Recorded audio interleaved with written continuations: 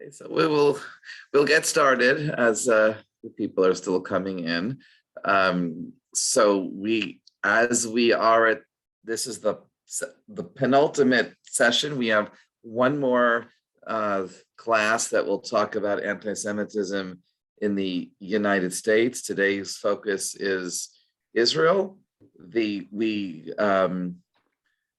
do not have class though next week or the 16th, so the last class is scheduled for the 23rd, which is three weeks from tonight.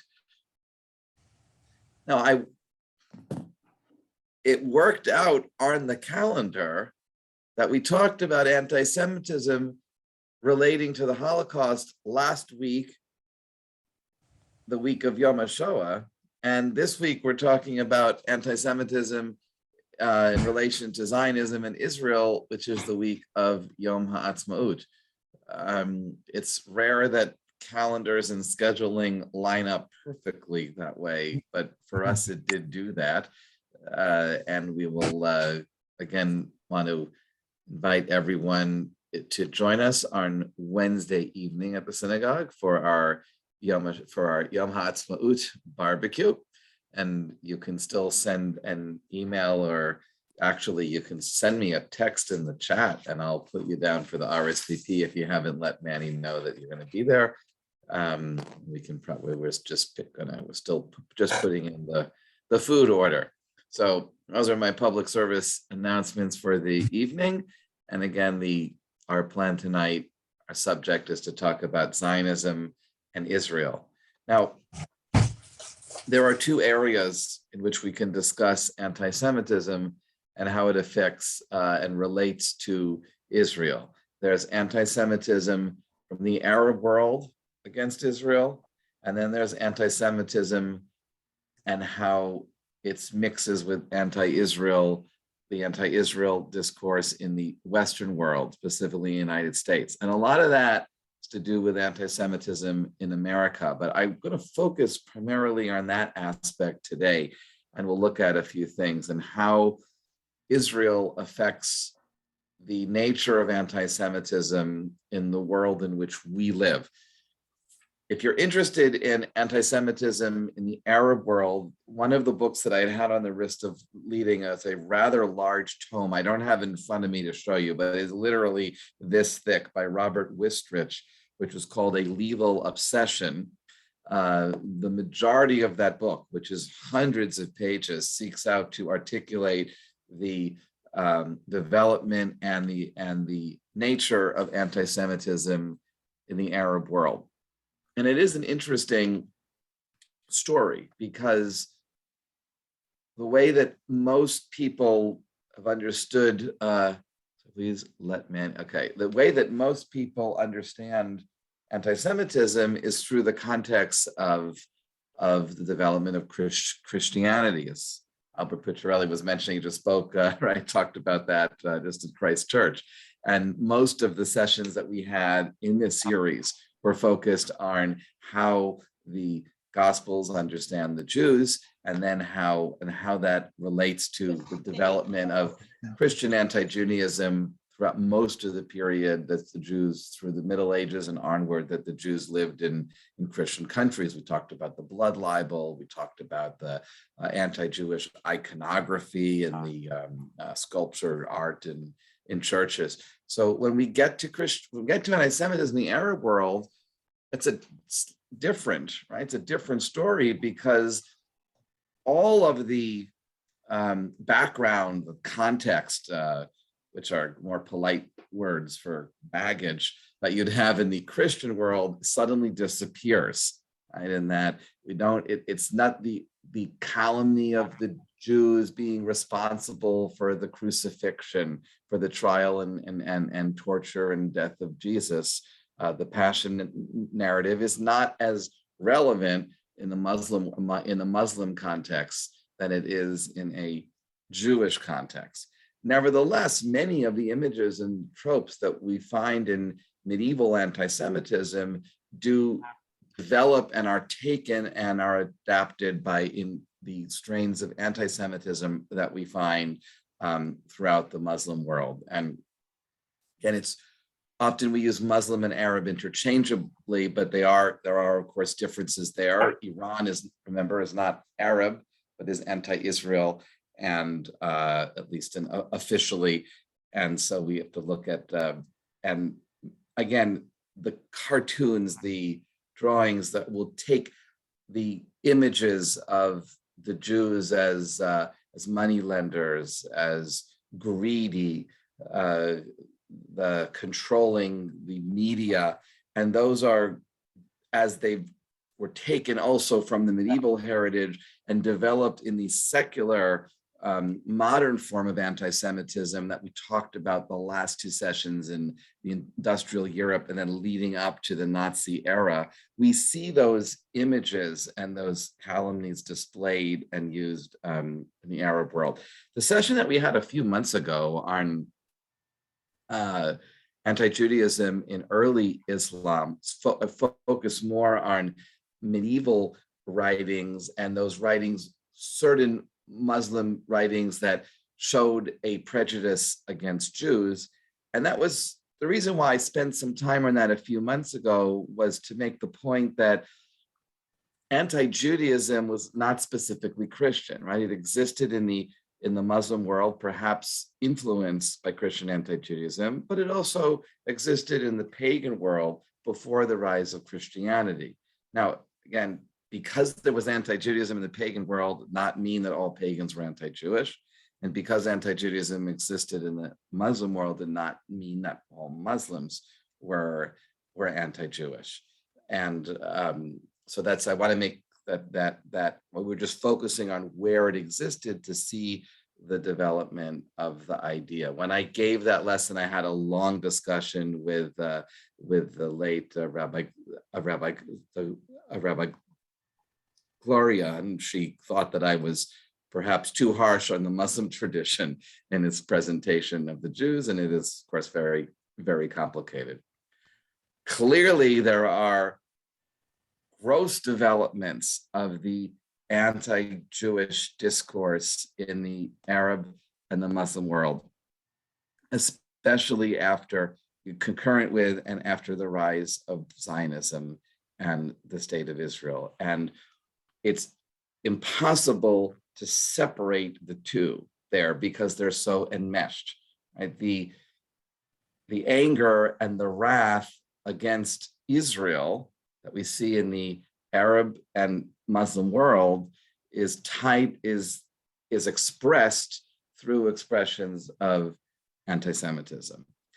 And perhaps the best way to understand that is just to talk about how Zionism is a reaction to anti-Semitism and how that plays out then in the context of the Middle East. So I want to say a few things about that, and then I want to talk about the Western and specifically the American context, and we'll look at a few sources there that we can look at more closely.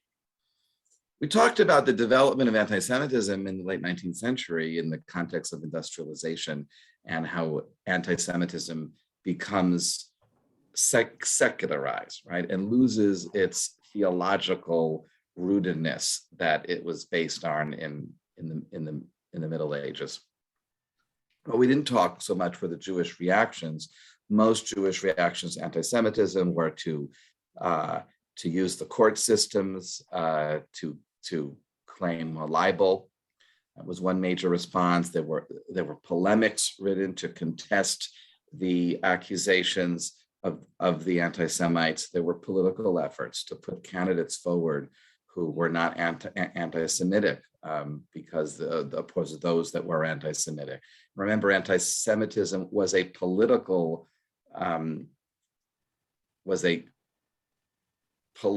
entity, right? There were anti-Semitic parties in the European countries because of issue was the civil rights of the Jews, whether the Jews should be considered a part of the citizenry, whether they should have the right to vote, or whether emancipation should be restricted or rescinded.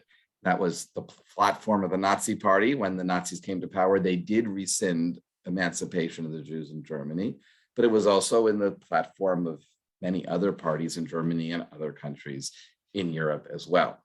Zionism, as it develops as a political movement founded by Theodor Herzl in the 1890s, is a reaction, one Jewish reaction to the rise of anti-Semitism.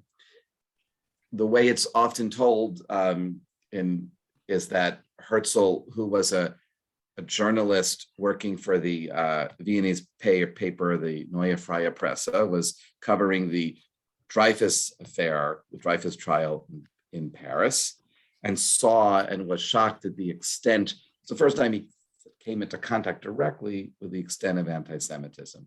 We talked a bit about Dreyfus when we did the session on anti-Semitism in the late 19th century, and how it was so shocking for many how France, which was the seat of liberalism, the site of the French Revolution, that where the first place where Jews in Europe, where Jews were given full equal rights, then be driven by anti-Semitism and accusing for Dreyfus with very flimsy evidence of being disloyal to France, struck many people. One of those was Herzl. It's not the only reason and not the only cause for Herzl's decision to organize the Zionist movement, but it's a way to understand the broader context there. Herzl writes his platform in The Jewish State, the Judenstaat, it's the book, and organizes the Zionist Congress. The point that he makes is that anti-Semitism is a reality in Europe. Right? He's talking about the European context, that it's not going to go away. We can't argue it away. We can't convince it away. That the Jews are never going to be accepted as fully equal by, if not by all Europeans, a significant number. And therefore, Jews will never be fully safe where they are a minority. So the solution to the Jewish problem, and again, those words are powerful, are difficult words because those are words that used by the Nazis themselves in terms of the final solution. That Nazism has not arisen yet in the 1890s, but Herzl proposes Zionism as a solution.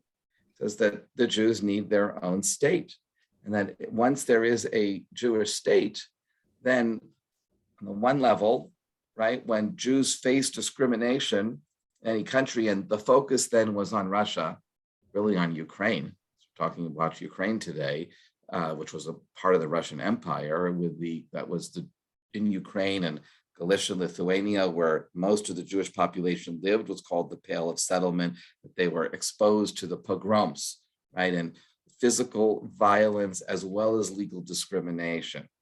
And that if there were a place for Jews to go, there was a tremendous amount of immigration of Jews to Germany and other Western countries from the Russian Empire, but the West was only able to absorb so much.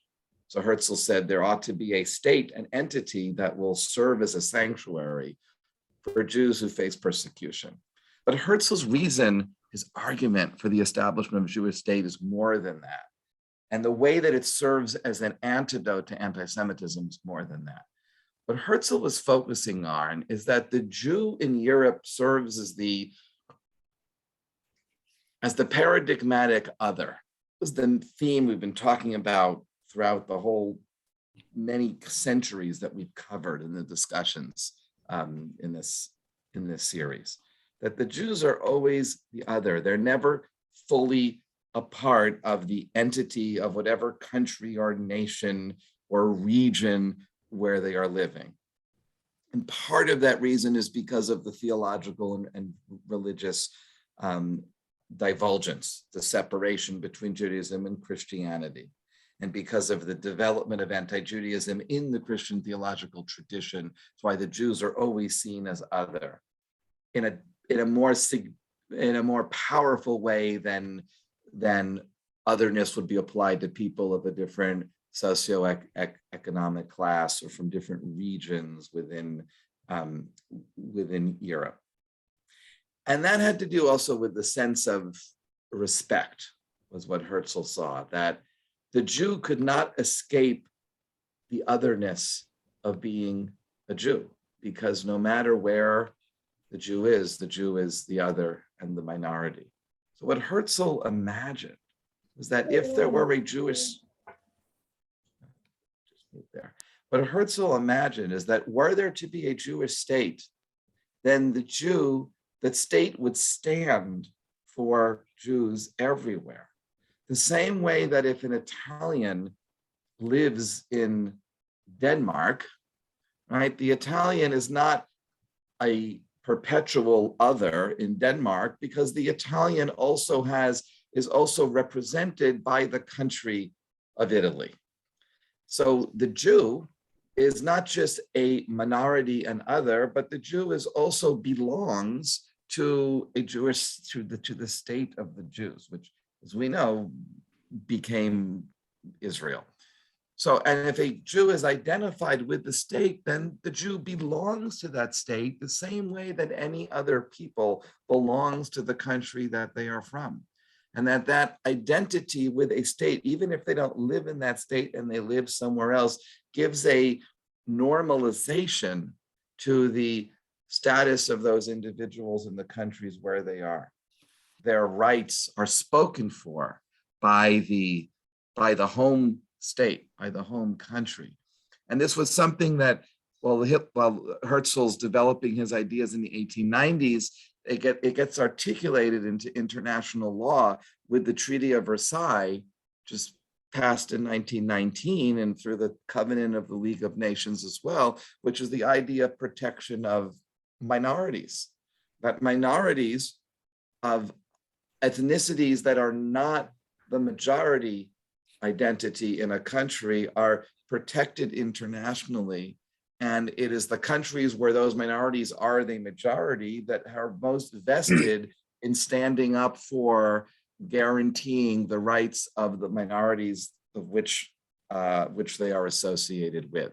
Now, we know that broke down into violence in World War II, right, where Hitler took it upon himself to invade countries allegedly for the protection of the German minorities that lived in those countries, in Czechoslovakia, for example, in Poland. We are seeing it today, right, where Putin uses the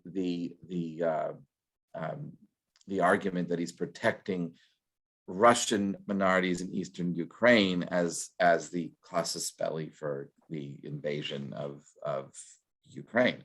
So we see how that's abused.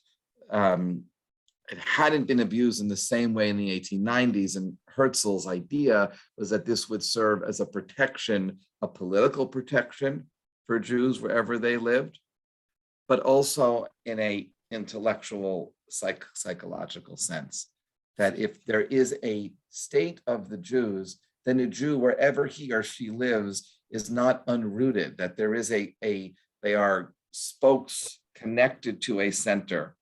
And the Zionist movement has continued to drive itself through that Herzlian program, right? That there is a diaspora of Jews that live throughout the world, but they are all represented and protected by the center, which is the state of Israel, which is a home where they can go back to and will protect those Jews and speak up in their behalfs wherever they live. That's the system and how it was supposed to work and how it would offer a protection.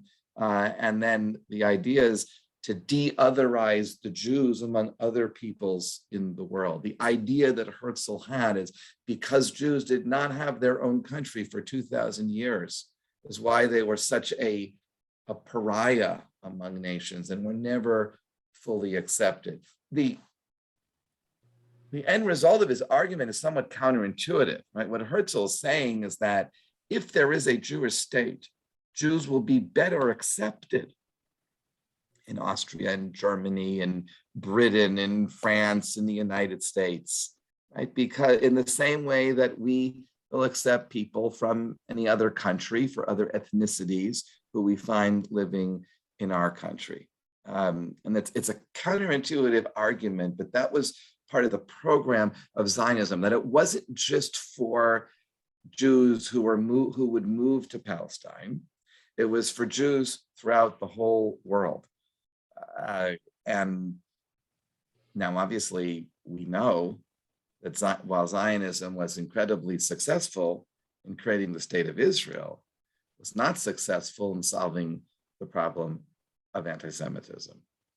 And why is that, right? Well, part of the story is the conflict which Israel still finds itself in with the surrounding Arab world. And that's why, and it's and then that reverberates, and we do have the anti-Israel discourse, which I said uses anti-Semitic tropes mixed together in the way that Israel is understood in so much of the Arab world. And then we see how that translates to the Western world and to the United States. We talked last time about the Holocaust. The Yom Ha'atzmaut happens to follow the week after Holocaust Memorial Day, but it works that way in our understanding, in our liturgical retelling year after year of the calendar, because Israel does arise out of the ashes of the Shoah, of the Holocaust. Holocaust doesn't create the Zionist movement. The Zionist movement has been there since Herzl founded it in the 1890s, but it was certainly the sense of international responsibility and guilt from after the Holocaust, as well as the real pragmatic challenge of what to do with all of the displaced persons from that were liberated from the camps, who either did not want to go home or were not able to go back to their homes because the countries did not, the Jews were dispossessed, and talked about that last week when I talked about Götz Ali's theories about why the Nazis were abetted by so many people throughout Europe in the dispossession of the Jews, and it was to take over their homes and their property. So the creation of the state of Israel, the authorization for that by the United Nations in 1947, created a solution to both the logistical pragmatic problem of the displaced persons, and also gave a sense of repentance for the world, given following the immediate suffering of the Jewish people in the Shoah. But as you know, the United Nations plan was a partition plan, and that would the British mandate to be divided between an Arab state and a Jewish state. The plan was not accepted by the Arab world, which instead invaded Israel after Israel declares independence the day after the last British soldier leaves, and then Israel wins that war. And the state of conflict has continued in two chapters. The first chapter of the conflict is basically, I would take it into the 1970s, because 1973 is the last Israeli-Arab war. You have the Independence War, 1948-49. We have the Suez War in 1956. We have the Six-Day War in 67, and then the Yom Kippur War in 73. And the Yom Kippur War is the last war between Israel and its Arab neighbors. Yes, there is the Lebanon War, but that's really an invasion of Lebanon against the PLO, and then the second Lebanon War against Hezbollah. It's not about against the state of Lebanon in the same way that the previous four Israeli-Arab wars were. So since 1973, right, the focus has been more, the Israeli-Arab conflict turns into the Israeli-Palestinian conflict. And while that is strategically less of an existential threat to Israel, it has taken on it's become a greater threat in the terms of anti-Semitic discourse and how anti-Semitism reflects itself in the world of public opinion, where someone says that Israel was victorious on the battlefield, but lost the battle in the court of public opinion. And the easiest way to think about that is that the Palestinians are the minority, are the victims, the oppressed. So the world supports those, the underdogs there. And we see that expressed the most in its strongest and continues to get more and more vicious on the college campus, which I'll say a bit about. But first, let's just say what happens in the Arab world. So the conflict stopped after 73, the wars, and there are slow positive developments. The Israeli-Egyptian peace treaty. And then after the Oslo process, there's the treaty that sets up the Palestinian Authority, which then leads to the Israeli-Jordanian treaty. And then in recent years, we have the normalization of relations with the United Arab Emirates, with Bahrain, with Morocco. And we saw it was just about a month ago when Israel hosted a conference with the foreign ministers based on those countries and with Anthony Blinken, which was an extraordinary moment that a generation ago, no one could picture that happening. On the ground, outside of government to government relations, and not to discount that because those developments are critical, but on the ground, it takes a long time for people's understandings and consciousness to evolve. I'll tell you one story about that also relates to our discussion of the Holocaust. When was this? In 1995, I spent a summer in Germany in a Goethe Institute course, which is a German language course for foreigners that are learning German. And about 100 people in the school, divided in different classes. We're usually about 25, 30 students in the class. And in addition to learning German throughout the summer, there was also part of the program was also visiting and learning about German culture. So there were different tours that were organized. And one of the tours that the class was brought on was to visit the concentration camp of Dachau, which was a short drive from the town where we had this course. It's called the town I was in called Prien am Chiemsee. It was a small town about 45 minutes southeast of Munich, or east of Munich. So they did the trip to Dachau, and one of my classmates was an ophthalmologist from Egypt, Egyptian ophthalmologist. It was a very well-educated man, and we were friendly. And then at this trip, at one point he started to cry, and then he was asked by our classmates, said, "Why are you crying?" And he said, "Because I was always taught in school that the Holocaust was a Zionist lie, was part of just Zionist propaganda." And then when he came face to face with the evidence of the Holocaust as it's presented at Dachau, he saw that it was not a propaganda, that it did happen. There was a reality in the past, and he was completely unprepared for that, given his education in Egypt. And again, he held a doctorate, in ophthalmology, but still an educated person, went to university. And he went to university, was educated after the Israeli-Egyptian peace treaty. So that was, and then we talked about that, he and I, afterwards, and how there's so, it's one thing for governments to make agreements, but the prejudice that exists. And again, the prejudice, it's anti-Jewish and anti-Israeli, and they're enmeshed, but there are hopefully more opportunities for people to people, the way that he and I met, to work past that. And there are difference of interpretations. The way you work through it is through dialogue, and that comes from both sides. Because one of the most interesting, how it came up once, these things are discussed in class because the teacher got us to talk about things in our backgrounds or countries, the way that we had to talk about in German, so part of the exercise. And when you have to do that about things you're passionate about, and think about grammar at the same time, it's a educational challenge. So we're talking about the 1973 war, Yom Kippur War. And he said, my Egyptian friend said, Egypt won that war. And I said, what are you talking about? Egypt won. Israel won the Yom Kippur War. He said, no, Egypt won the Yom Kippur War.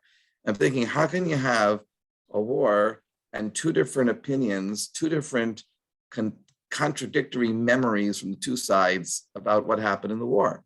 So I said, let's talk about this. It was a surprise attack against Israel on Yom Kippur. And the purpose was to destroy Israel.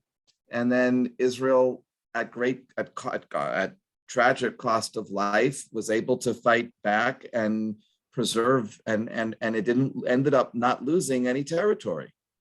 To which my friend said, no, that is not the reason why Sadat, he didn't invade Israel to destroy Israel. He attacked Israel to regain the Sinai, which Israel took in the 67 war.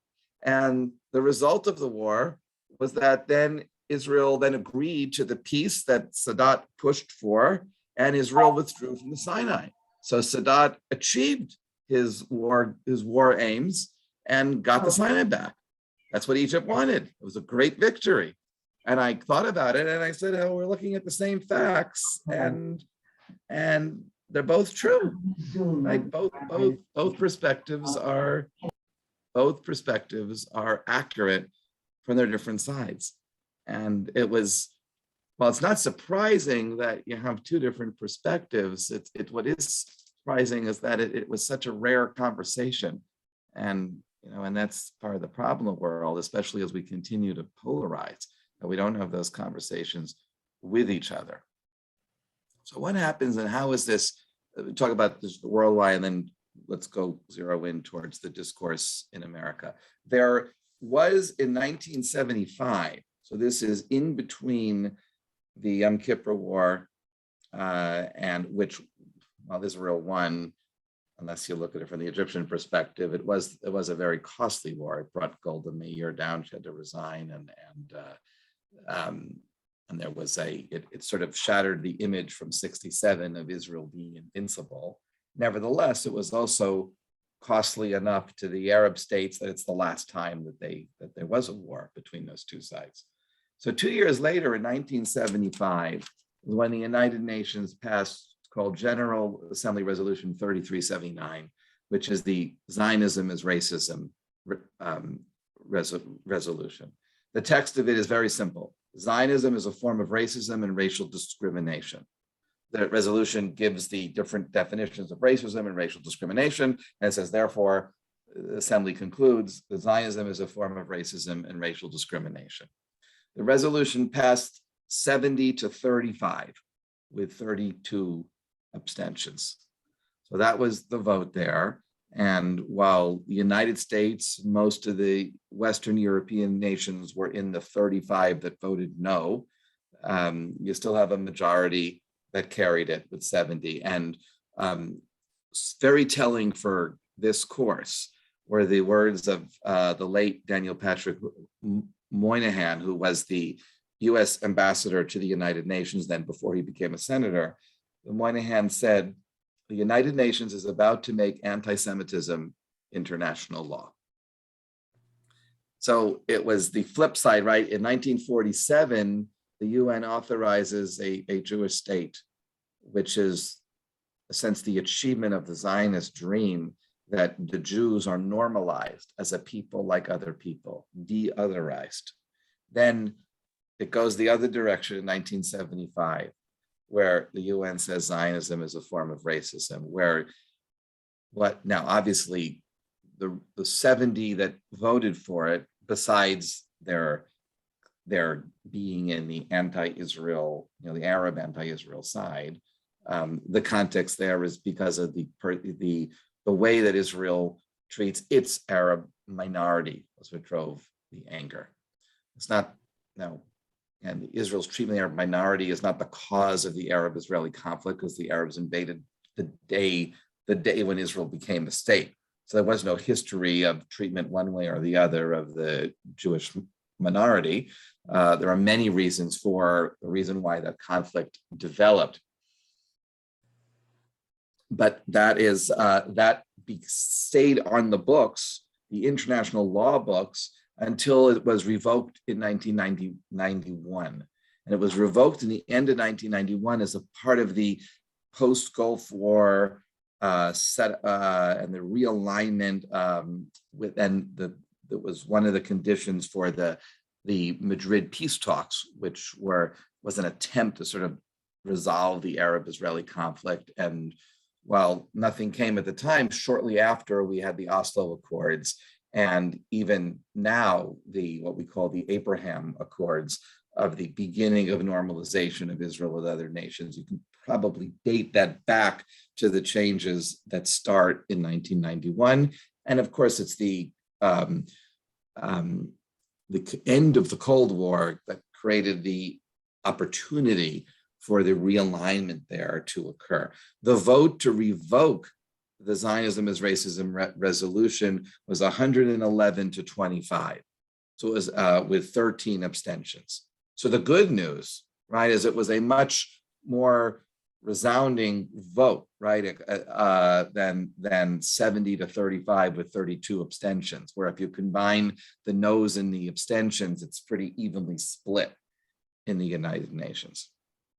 But what it nevertheless signifies, even if it was rolled back on the UN level, is this understanding of Zionism as racism, which is a sort of flip of the intent of Zionism that Herzl had intended. Where Herzl thought that having a state would raise the Jews up from the position of being the other and the persecuted, something else happened where the Jews are now seen as the persecutors. And it's the context of the contested relations between the Israel and the Palestinians is what the most obvious fuel for that understanding. And the reason why I wanted to mention what Moynihan said, that the United Nations is about to make anti-Semitism international law, shows us that right in the discourse in the United Nations, it shows that anti-Israelism and anti-Semitism are enmeshed. And we have to ask, is it possible to separate the two, or are they so combined? That's what makes the discussion of anti-Semitism vis-a-vis Israel so complicated. Really, a recent book that's great to read on this is Deborah Lipstadt's Anti-Semitism Here and Now. This was from 2019. It's not a difficult read. It's written in the form of a fictional email dialogue between Professor Lipstadt, a non-Jewish colleague, and a Jewish student of hers. She's a professor at Emory and was just about a month ago, I think, confirmed by the Senate to be the I forget what the term is, but it's basically an ambassador level representative of the Biden administration in matters relating to anti-Semitism. We would call it the anti-Semitism czar, but that's not the right metaphor to use in this context. So she's very well disposed to talk about the intersection of anti-Judaism, anti-Semitism, and anti-Israelism on the college campus, because she works on the college campus, but she's able to really articulate sort of and tries to do what is a very, very difficult to understand where the differences are, where anti-Israelism becomes anti-Semitism, and is there a space to take an anti-Israel position where you're not anti-Semitic. So we have to talk about, and again, we'll talk about anti-Semitism in the last session, putting Israel aside, and just talk about, I guess we would call straight anti-Semitism in America. Now we're talking about how it relates to Israel. And it's usually understood in two areas. There's from the right and from the left. Now, it's sometimes harder to recognize from the right. I mean, and those are the right and the left is the political spectrum in the US.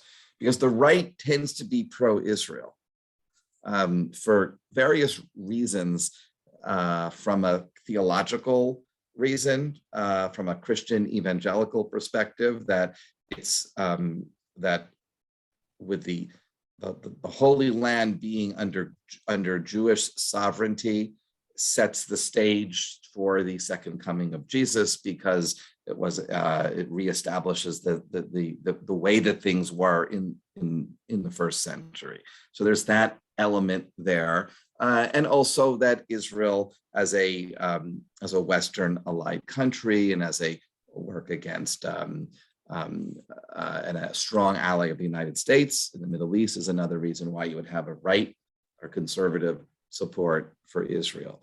And on the left, the anti-Israel lobby is very strong and generally associated with the left.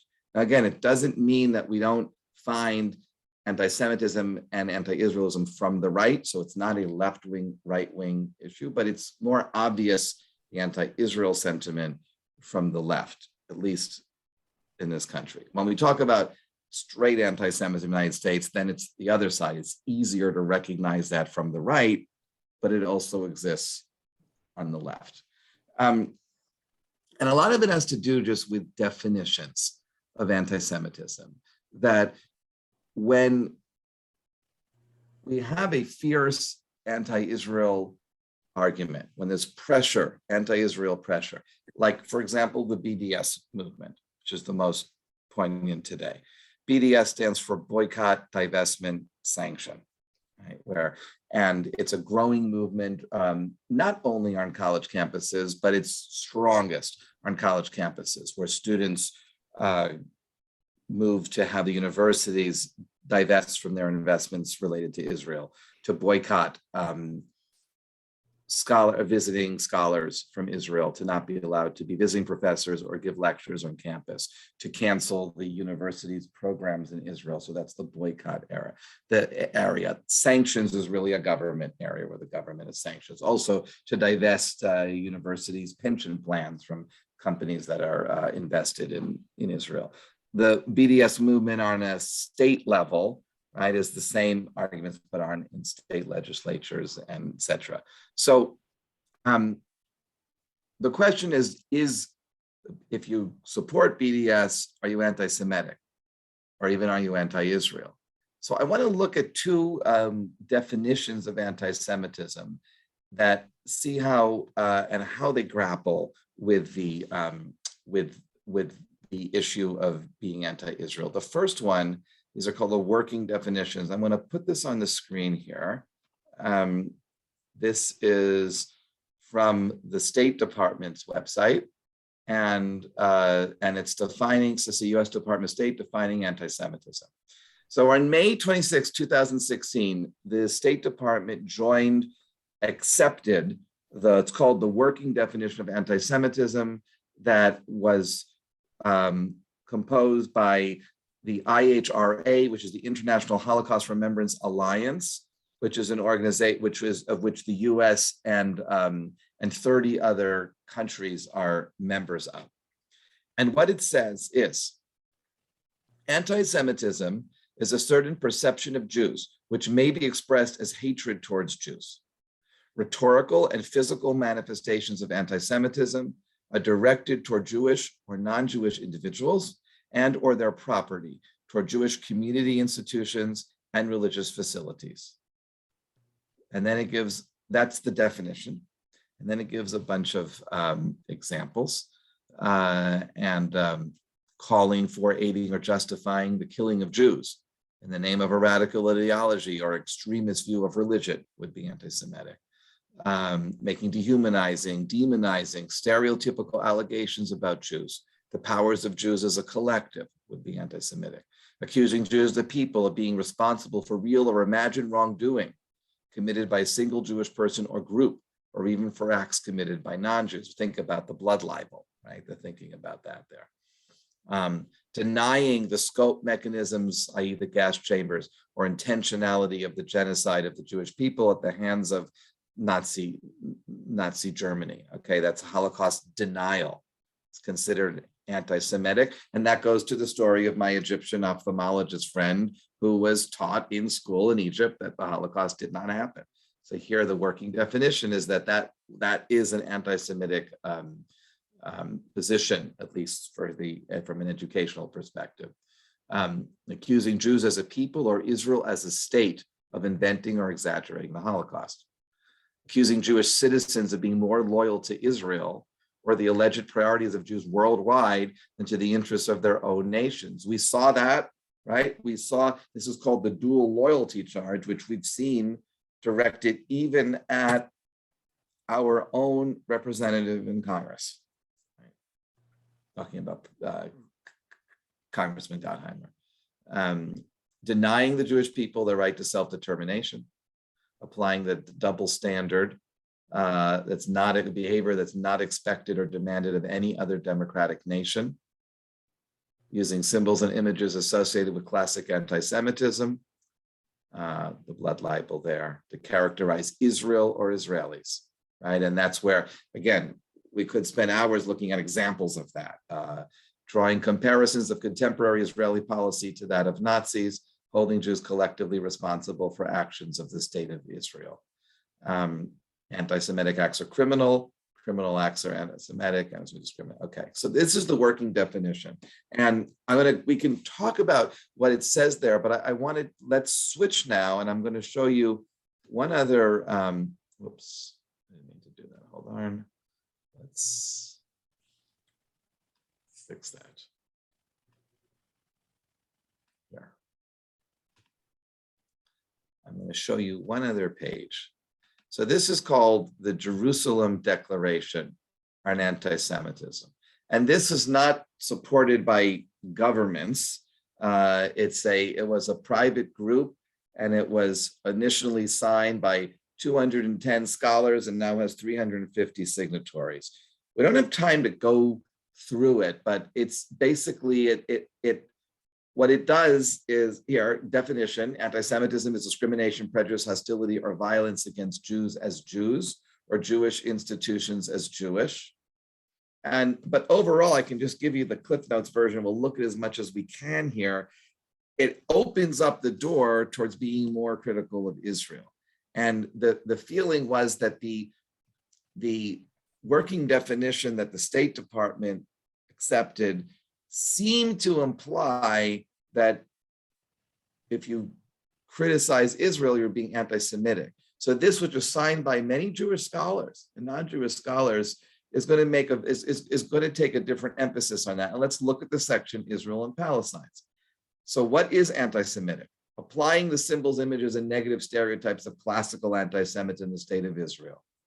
Holding Jews collectively responsible for Israel's conduct. Requiring people, because they are Jewish, publicly to condemn Israel or Zionism. Assuming that non-Israeli Jews, simply because they are Jews, are necessarily more loyal to Israel than to their own countries. Denying the right of Jews in the state of Israel to exist. But what is not anti-Semitic? To support the Palestinian demand for justice, criticizing or opposing Zionism as a form of nationalism. Here again, it's not anti-Semitic to support arrangements that accord full equality to all inhabitants, okay? Evidence-based criticism of Israel as a state. And this is the key one, is item 14. Boycott, divestment, and sanctions, that's the BDS, are commonplace, non-violent forms of political protest against states. In the Israeli case, they are not in and of themselves anti-Semitic. Okay, so let me take that down, and then we can just talk about that for the few minutes that we have left. So Professor Lipstadt in her book makes a very strong case that the BDS movement is anti-Semitic. She says not everyone who supports BDS is anti-Semitic, but the movement is because, and she gives several reasons why. And the most powerful reason is that it's not an argument for influencing Israeli policy, it's ultimately a movement against Israel as a state. And she supports her argument with looking at all of the founding documents, at looking at the speeches that the leaders of the BDS movement have made, and she quotes them, and she shows how it falls beyond that red line, if you will, of can I support, permit Israel to be a state, but oppose different issues. And one of the points she makes is it's not like, oh, if Israel would just withdraw fully from the West Bank and Gaza and let there be a Palestinian state, then everything will be fine. Because the BDS movement would not end then, because it would continue to advocate for the Palestinian right of return, which would, in a sense, change the very nature of Israel. She takes one position there, right? And but this is a very hotly contested matter. I want to just say two things here. One is that I myself was not prepared to see the extent of the anti-Israel venom that exists on the American college campus until I started to take my son Lawrence and Ariel on college trips. Really, Lawrence, Ariel didn't get to go on college trips because of COVID, and now and then when I pick up Lawrence at the Wesleyan. Lawrence goes to Wesleyan, considered a very liberal, radical school, and it was when I was there too.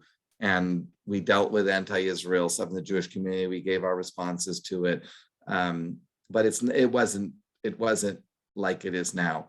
I was on campus last Friday because I picked Lawrence up. He came back, so you saw him at our Ways and Means Gala on Saturday night. And we walked into the campus center to have a lunch before we drove back to Ridgewood, and there was all these huge banners. And he said, "Those are for Yom HaShoah." And I'm thinking, oh, that's nice. But then I was thinking too optimistically, it wasn't nice, right? They were all very, very vicious anti-Israel placards that was accusing Israel of committing a genocide and saying, in the context of Yom HaShoah, right? Saying to the Jews on campus, how can you commemorate, the Holocaust when you are committing a genocide? Didn't use those terms, those words exactly. The words they used were probably worse. So that's the extent of the venom that exists in the college campus. And many in the Jewish educational world talk about how best to prepare our students for what they face when they express that. And is it anti-Semitic? Well, Professor Lipstadt says it is. And I'm personally, my own opinion, it's fantastic that she now has a position of power through the government to do some good work in that area. What have I done? So I gave you a story of my Egyptian friend in Germany with our dialogue because we don't have enough dialogue, right? And you get these shocking revelations when you do have dialogue, that everyone is educated through their polar side, and the American Jewish community is guilty of that as well. There was some years ago when we were talking about what material and wanted to give our students as they were graduating high school after college, and there was a well-meaning pamphlet that was developed that basically gave the talking points on the pro-Israel side, and I didn't want to give that to our students. And instead, I gave them a copy of Ari Shavit's book. Now, he's been discredited since then because of the Me Too movement, but it is a very, very moving book by an Israeli journalist about each chapter is a different period of Israeli history. Because the talking points pamphlet we had a list of all terrorist attacks, Palestinian terrorist attacks against Jews in Israel. But what it didn't do is it didn't say anything about the other side, right? Didn't talk about a Jewish terrorist. Barak Goldstein goes into a mosque in Hebron and massacres Muslims as they're praying. And my concern is that we only tell our students one side, and they go to college, then they're not, we have to prepare them for what the other side is learning.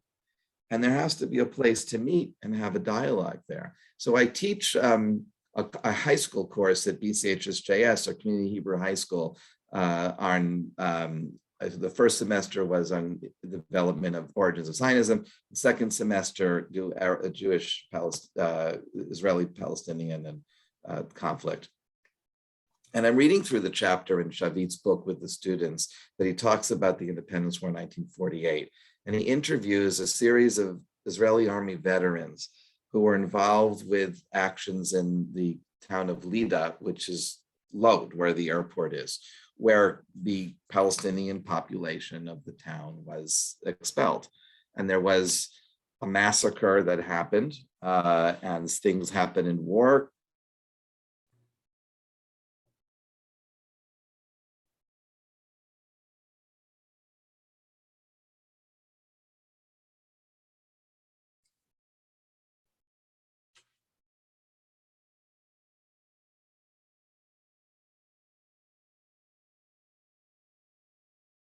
Someone pulled the plug, Rabbi.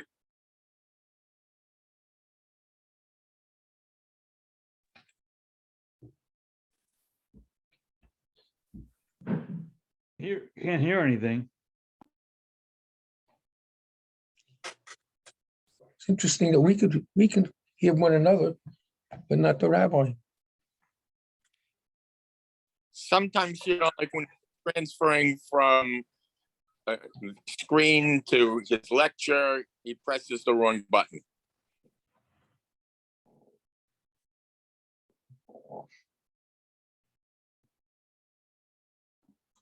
I think he logged out and is going to come back in.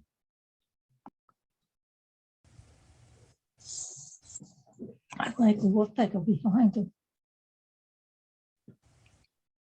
A flicker. That's just a You call him? it's a picture. Try calling him. Tova, it's nice to see you.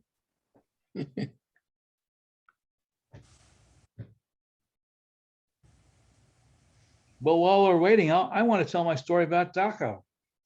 I did business in Germany for many years, a lot of it. And one time I needed to go to Munich for visiting a very large account. And a friend in Wiesbaden said, and all the hotels were booked up. He said, no problem, Eric, no problem. You'll stay in my favorite guest house in Dachau. I'm back. Sorry about that. Happens now and then. Okay, I obviously said something too political and got kicked off.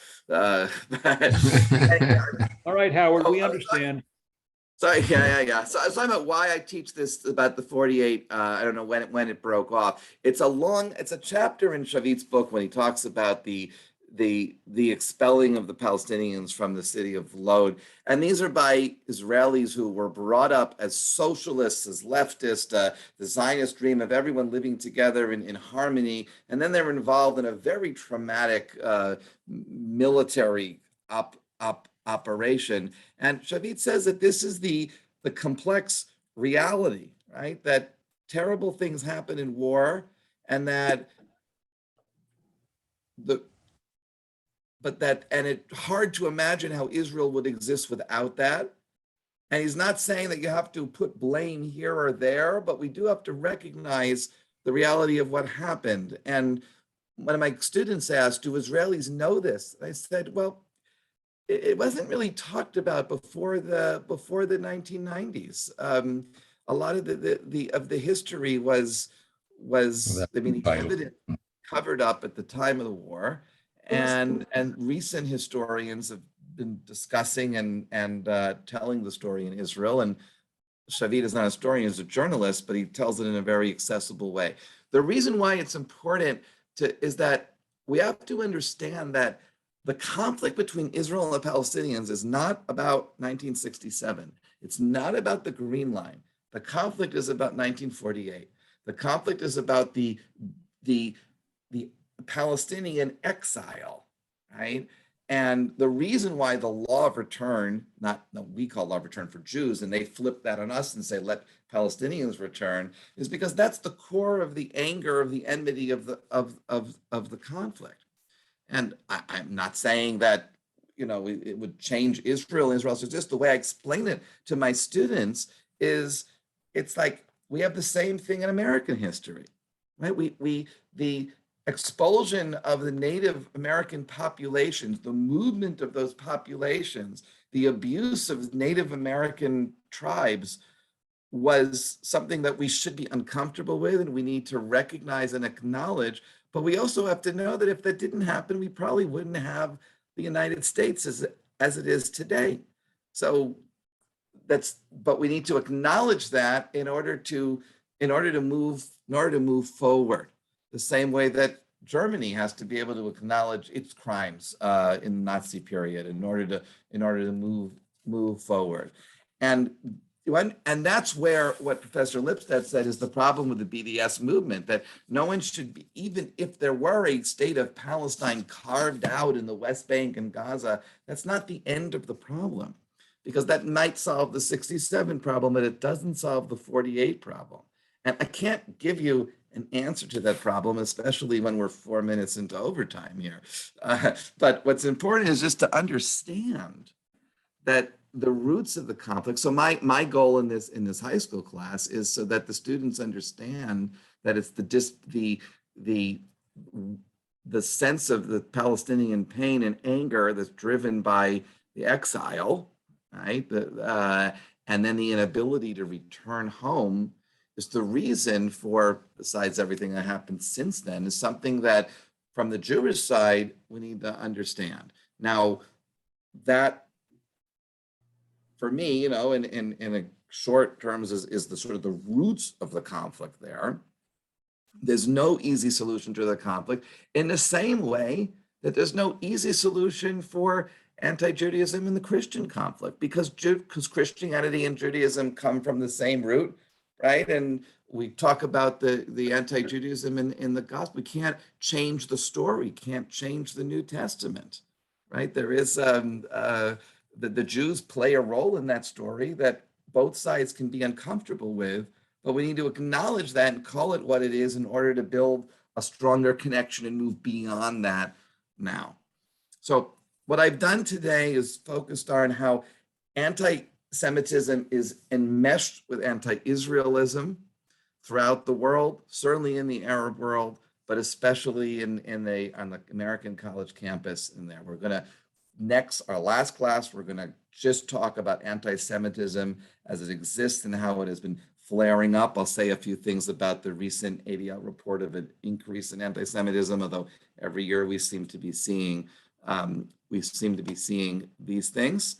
But we have about 3 weeks to get ready for that. So this was just a tip off of the ideas or the themes that we might discuss in relation to Israel.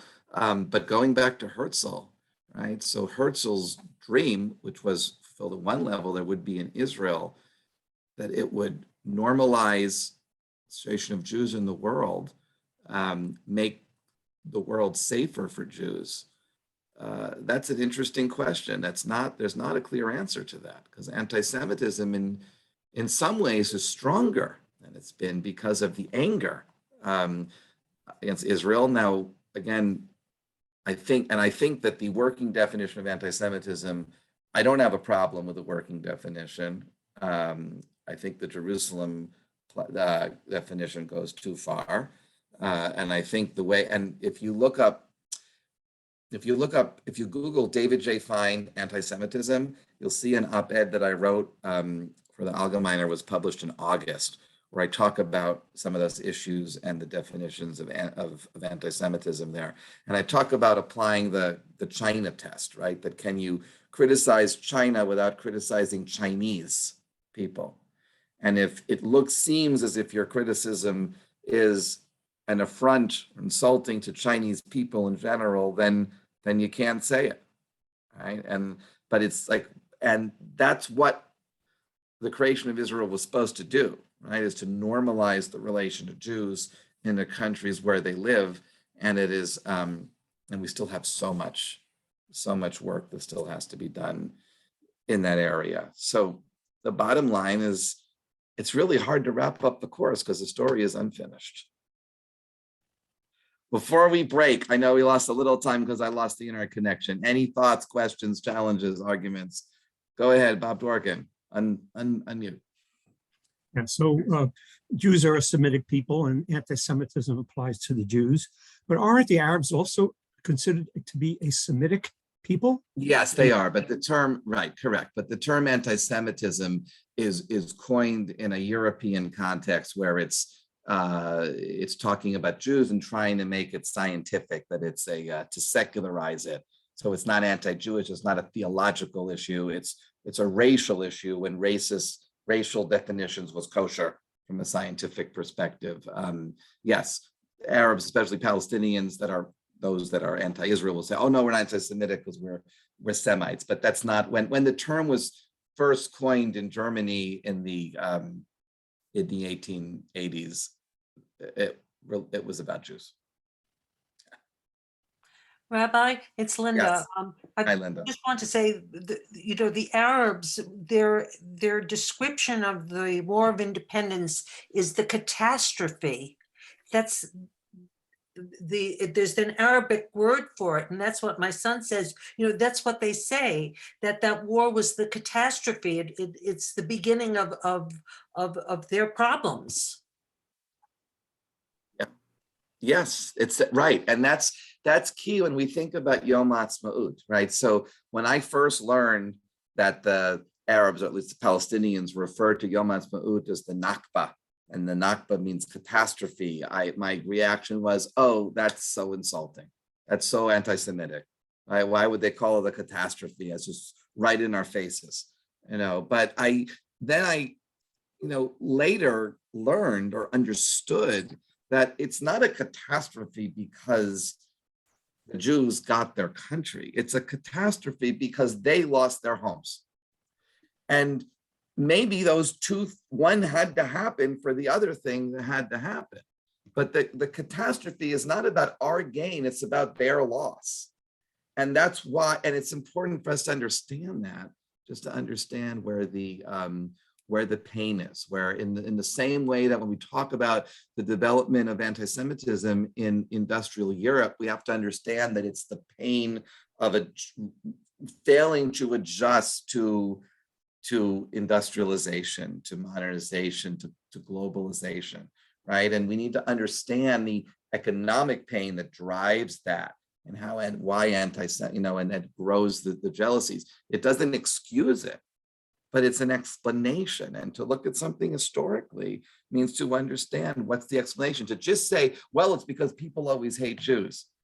That's not an explanation, right? Why? Why would people that are otherwise educated, otherwise decent people say and do hateful things? And if we're going to have an inkling of a possibility of working through these problems, there has to be a way to recognize and adjust what's the root cause for the hatred there, and just the way of thinking about what Israel's independence means is a way of acknowledging that. Someone else had a hand? Rabbi? Go ahead, David. In 1947, I guess, and 48, the Arabs had the opportunity to negotiate with the Jews about the formation of the state. But the answer was no, no, and no. So I don't quite Correct.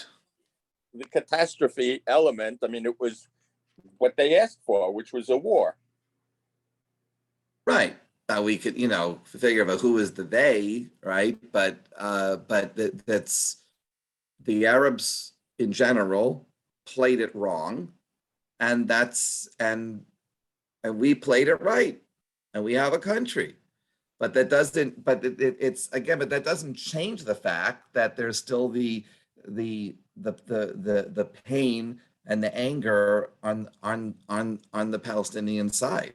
Right? I'm not saying that Israel was in the wrong in fighting for its survival, its creation, and its survival. Would it have been better if things had happened the way that the United Nations had hoped it would? That there would be a negotiation that everyone would have agreed to? Of course, it would have been better. Many thought it would never happen. Whether it could have happened, that's a counter history issue. I mean, that was what we were doing last year with the alternate Jewish history. Nevertheless, it happened the way it did. So I'm saying is when I talk about the We talk about the exile, the suffering of the Palestinians, but the point is not to say that Israel's in the wrong. The point is just to understand what's the root causes for the Arab pain, and to and that'll help us understand kind of how we got to where we are now. It's the same thing. We talk about like the treatment of the Native Americans. I'm not saying that we should go back to Europe. The United States is here. You know, there are some that I've seen. What was the term that some people are, when you sign an email and you put your name and then where you're from, and I've noticed some people from New York or from New York City are putting the indigenous name, right, for New York rather than New York or whatever. And I was talking with Lawrence about that, and I said, you know, and I was native I don't remember the indigenous tribes. It wasn't called New York then, right? And the indigenous term is used. So yes, okay. So we know the story. The Manhattan was purchased for a bargain price. Was that fair? Again, it's history, right? But what happened, and no one's considering that. Then, you know, the United States doesn't have a right to Manhattan, although Manhattan is itself an indigenous name. It's not a European proper name. So my point is just that we have to understand the pain through as history develops, if there's room for an understanding there. Eric, go ahead. I see So your hand up. first of all, let's not ever use the word Native Americans. It is disrespectful, because American is an Italian Americo Vespucci. I've been taken to task over this by indigenous peoples in Canada a long time ago. Eskimo is also a disrespectful term. It's the term nigger to those people. Okay, isn't our fear over right of return based on the fact that we believe we'll lose the demographic battle, and therefore Israel would cease to be a Jewish state? And can you comment on that? Sure, that's the main part. Like, Israel is never going to agree to the Palestinian right of return, at least the way the Palestinians are asking for it. Would that demographically change Israel? Of course it would. It's the same reason why Israel can't incorporate the West Bank, because then it's going to have millions of angry Palestinians that would have the right to vote, 1 million at least. But it's not just the electoral politics, it's also where people are, right? So the right of return where? Because those villages are not there anymore, and Israeli towns are built over them. So when Israel withdraws from the Sinai, right, then Israelis had to leave settlements there when Israel withdrew from Gaza. Well, you can and that was very painful for Israel to do those things. You can uproot small Israeli settlements. You can't uproot greater Tel Aviv. I mean, right. And the reason why Ari Shavit focuses around Lida, which was around the ancient, it's the town of Lod, it's been there forever, is because the international airport was there. The airport was there before it was Ben Gurion Airport, right? And it wouldn't have worked to have a major, large Arab city within a half a mile of the international airport. That would have caused various risks, strategic risks that Israel just could not live with.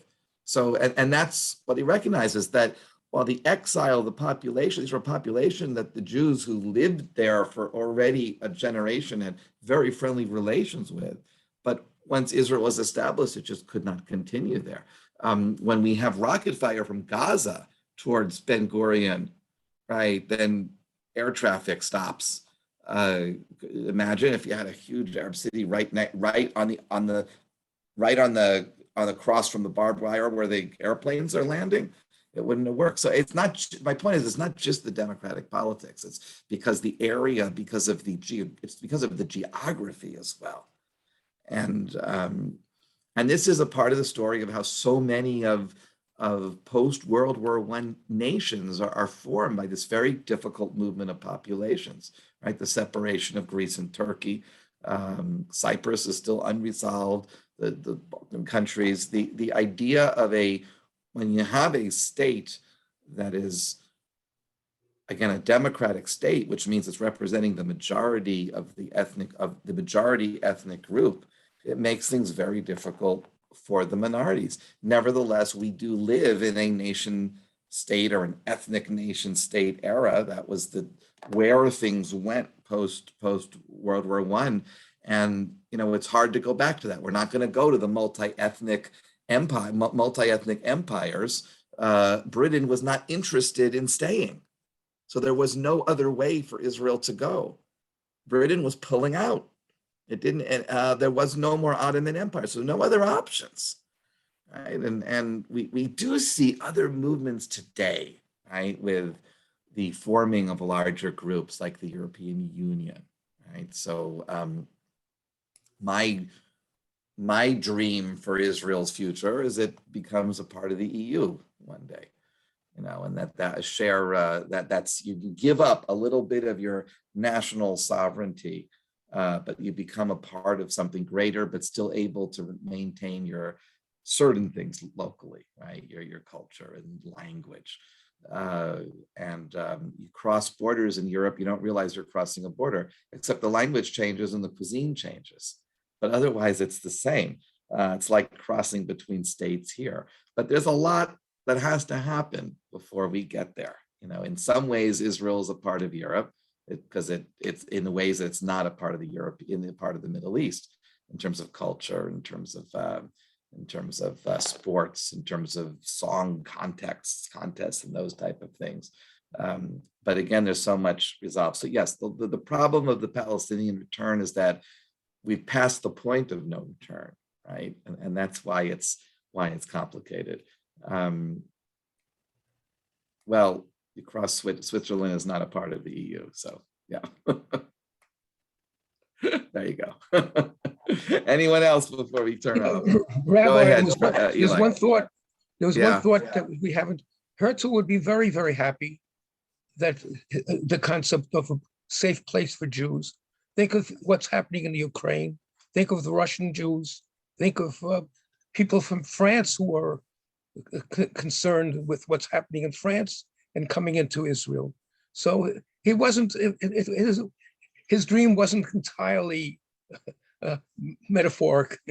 It was not. No, absolutely. Herzl, he said it would take 50 years, and it did. Right? I'm sure he was disappointed that he didn't live to see it. He died young. But Herzl was a pragmatist. He was a practical person, and he understood about compromises, right? He was willing to establish Israel in the middle of Africa. So he knows, like, you have an ideal, and then you deal with the reality. And so much of the culture of Israel is dealing with the reality and making the best of what we have, of what we can do, and surpassing everyone else at that. I would go even further with you, Eli. I think Herzl would be astounded at where Israel is today. And with that note, we'll wish everyone in advance a happy Yom HaAtzmaut. As I said at the beginning, if you can join us, I hope to see you at our congregational barbecue on Wednesday evening. And we'll see you in 3 weeks for our last class. Thank you. Thank you, Rabbi. Thank you.